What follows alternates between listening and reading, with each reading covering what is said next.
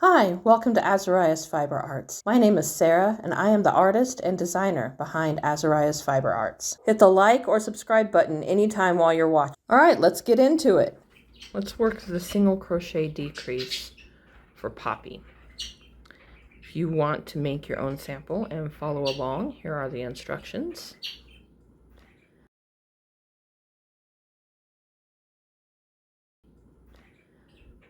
I'm going to chain one and turn. I'm going to single crochet in the first one.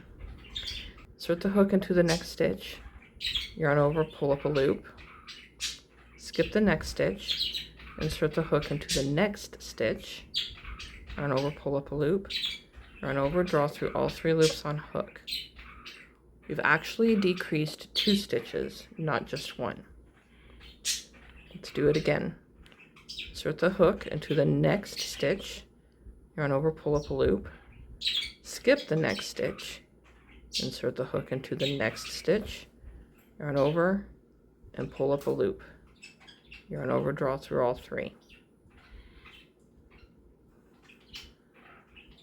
I know it's a simple decrease, but sometimes seeing it worked helps you know that you're doing it the right way. Sometimes you will be skipping the chain 1 space. And I don't have the pattern in front of me at the moment. That might be the case. That's why I used the stitch. It could be a single crochet or it could be in the chain 1 space. Whatever it is there, you're going to skip it or you're going to insert it. If the next stitch is a chain, insert it into the next chain and then skip the next single and insert the hook into the next chain. Just follow stitch by stitch, step by step, and you'll get it right.